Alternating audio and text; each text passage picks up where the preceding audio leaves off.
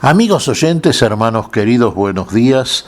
El Evangelio del día, hoy 5 de julio del año 2019. Aquí estamos Patricia y Miguel, este matrimonio cristiano, dispuestos a leer y comentar este Evangelio. Primero la lectura, Patricia.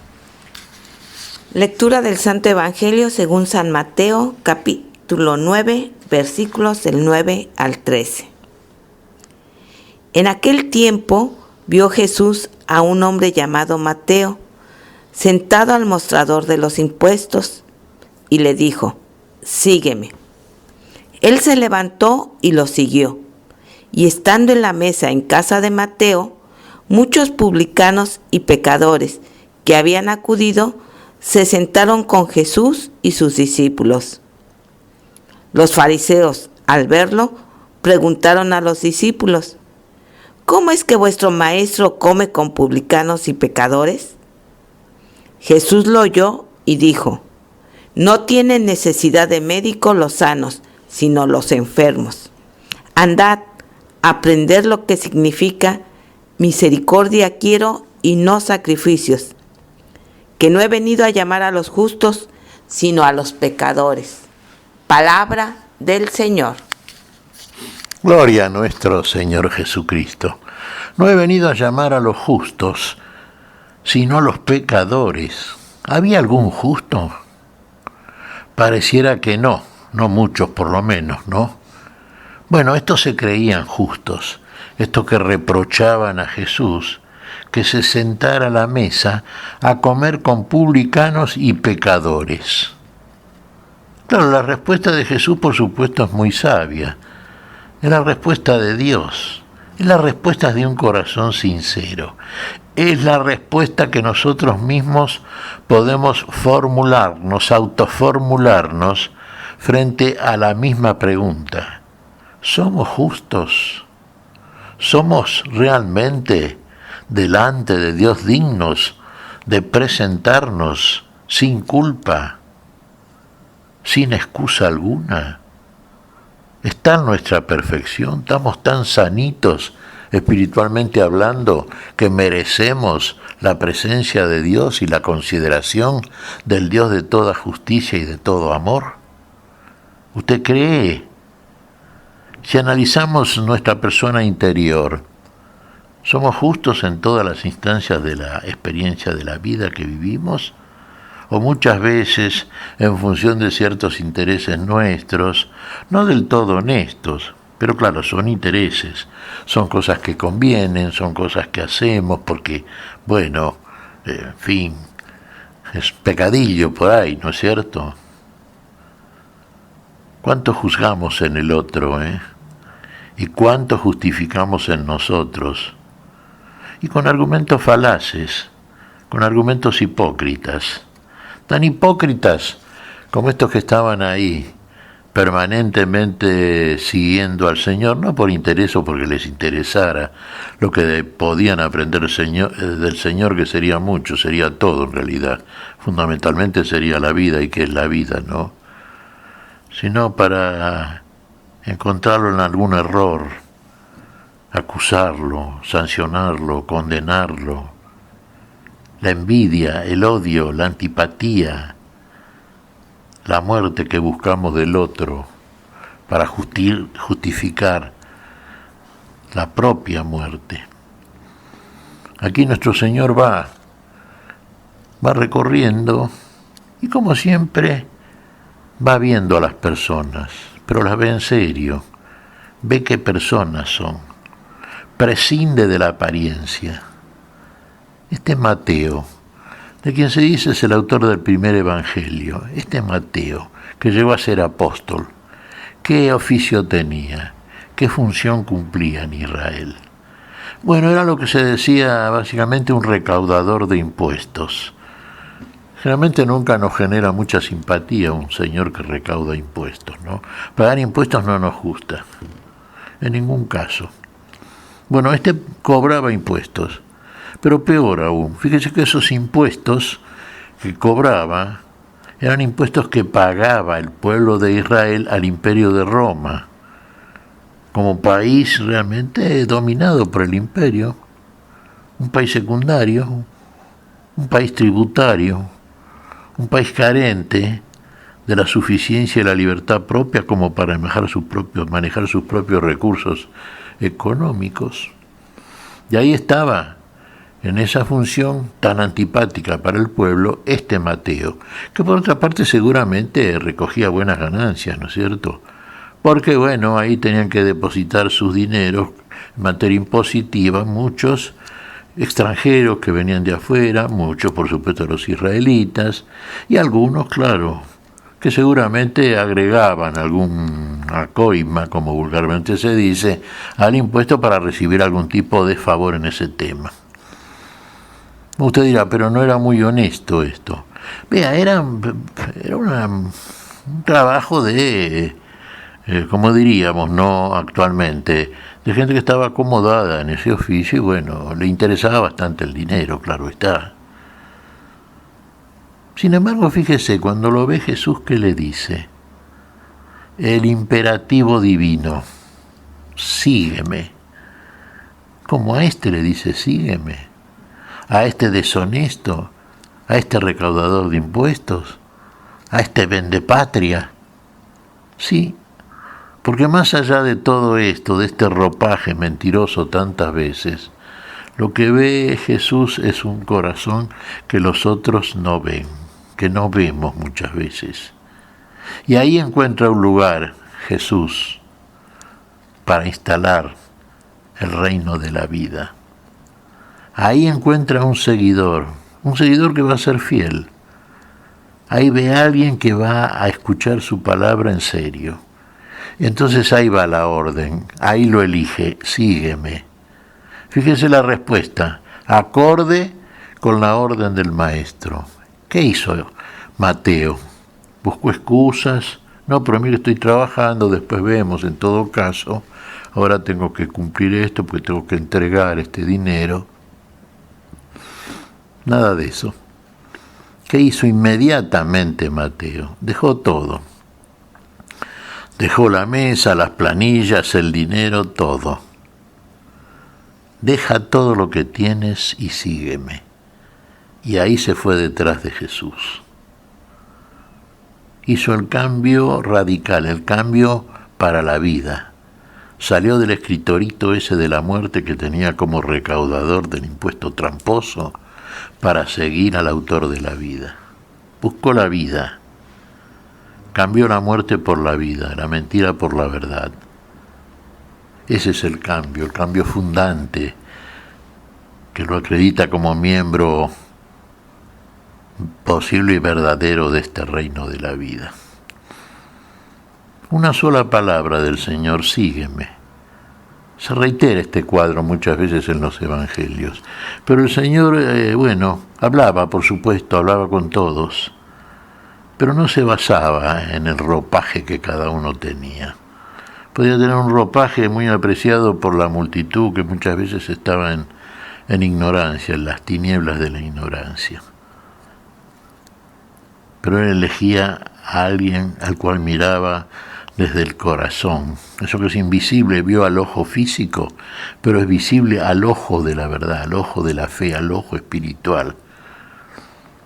Sígueme. Lo siguió. Y después estaba ya Jesús comiendo porque sentado ya a la mesa, invitado seguramente por el recaudador de impuestos, por Mateo, estaban también ahí los amigos de este, que eran otros que tenían un trabajo similar, publicanos, pecadores, como se decía vulgarmente, pecadores. Esto fue lo que le hicieron notar, por ejemplo, los fariseos que estaban a la pesca y todos los hipócritas, lo que le dijeron a los discípulos de Jesús. Como su maestro se sienta a la mesa con pecadores, con publicanos. Y Jesús vio esas cosas, oyó. ¿Y qué les dijo? ¿No habéis leído tanto que leían la ley, no? Tanto que cumplían legalmente los mandatos y preceptos y subpreceptos y todo eso que a veces inventaban. Misericordia quiero,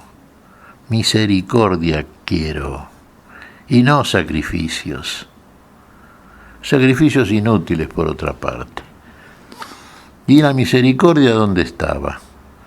¿Dónde está de pronto su compasión, su amor inclinándose ante la necesidad del pobre, del equivocado, del que no sabe, del careciente? ¿Dónde está? Hay que despreciarlo, marginarlo, echarlo a un lado, considerarlo impuro, indigno, pecador. ¿Y ese juicio de dónde viene? ¿De un corazón que ama o de un corazón prejuicioso, de un corazón que no se acerca al Señor, que no tiene misericordia, que no tiene compasión de nadie? Es muy común esto, Por eso lo más necesario siempre es analizarse a uno mismo, a ver dónde radica, en qué sector de nuestro ser más íntimo, la mentira, donde la excusa, la trampa esa que muchas veces inventamos, ¿no es cierto?, para evadirnos y mirar para otro lado cuando alguien nos mira de frente para decirnos la verdad que no queremos oír. Y esto ocurría, y sigue ocurriendo y seguirá ocurriendo, pero para eso vino Jesús. No vino a llamar a los justos, a los sanos, sino a los enfermos. Él es médico, es el médico de las almas, el médico de todo. Viene a sanarnos, viene a curarnos, viene a expulsar de nosotros todos aquellos espíritus, pensamientos, tendencias y costumbres que nos separan de Dios. Y esa curación la hace Él. Es el médico verdadero, el único, el que puede, el que sabe. ¿Qué tipo de discípulos lo siguieron a Jesús? A ver, ¿eran intelectuales? ¿Eran religiosos? A ver, ¿escribas? ¿Gente docta? ¿O más bien eran pescadores? Eran muchos analfabetos, publicanos, mujeres. Más aún, las mujeres que lo siguieron a Jesús, a las cuales llamó Jesús también, fueron las que estuvieron más cerca de Jesús en el momento de la cruz, de la muerte del Señor, de la muerte redentora del Señor. Y fueron firmes, fueron fieles, lo seguirían hasta Jerusalén, hasta el lugar del sacrificio, del verdadero sacrificio. Nos llevó Jesús, animales, corderos y machos cabríos, para hacer el sacrificio en el templo de Jerusalén. No, Él mismo se ofreció como sacrificio a Dios y a favor de todos nosotros. Él fue sacerdote y víctima al mismo tiempo. Y las mujeres y todos aquellos pecadores fueron los testigos inmediatos de la entrega del Señor por todos nosotros, del verdadero sacrificio, del que agrada a Dios, misericordia y no sacrificios. El Dios misericordioso mostrándose en nuestro Señor Jesucristo. Sin prejuicios, Todo hombre es mi hermano. ¿Cuántas cosas tenemos que aprender, hermanos queridos? ¿Cuántas cosas, de cuánto prejuicio hipócrita tenemos que liberarnos? Todo hombre es mi hermano. Bueno, nos tenemos que dar cuenta de eso. Y fíjese, donde usted ve una persona equivocada, y las va a ver, porque todos somos pecadores delante de Dios. Bueno, sea usted también la palabra, el vocero de Dios para acercar a esa persona al Señor que es el médico que lo va a curar.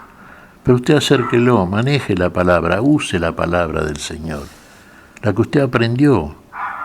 Sea verdadero, discípulo de un maestro total.